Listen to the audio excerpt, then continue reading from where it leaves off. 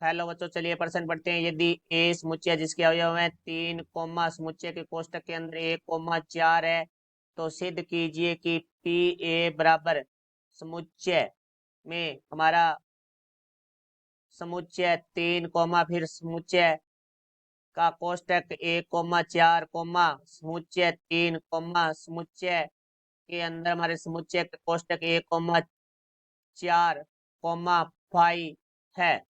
मुख्य अवधारणा, तो हमारा जो प्रश्न है वो समुच्चय से संबंधित है।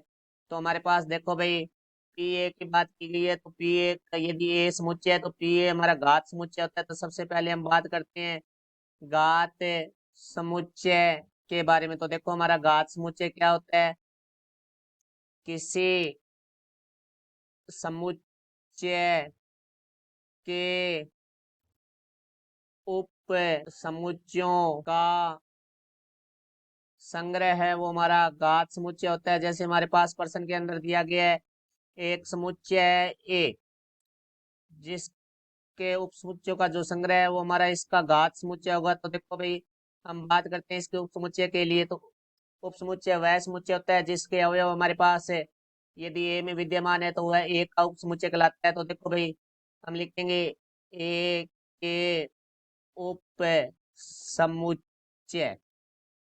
तो देखो, एक तो फाई है वो हमारा सभी समुच्चयों का उपसमुच्चय होता है, तो एक तो फाई हो जाएगा एक का।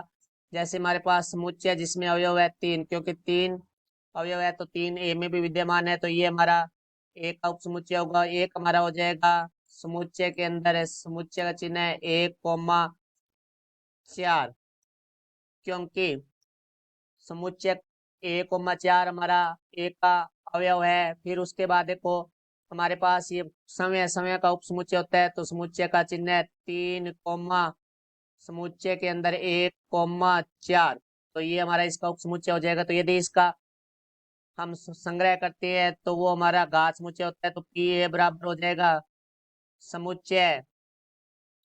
तो देखो यहाँ से आ जाएगा हमारे पास फाई समुच्चय में अवयव है वो 3 है, फिर समुच्चय में जो अवयव है वो समुच्चय 1 कोमा 4 है।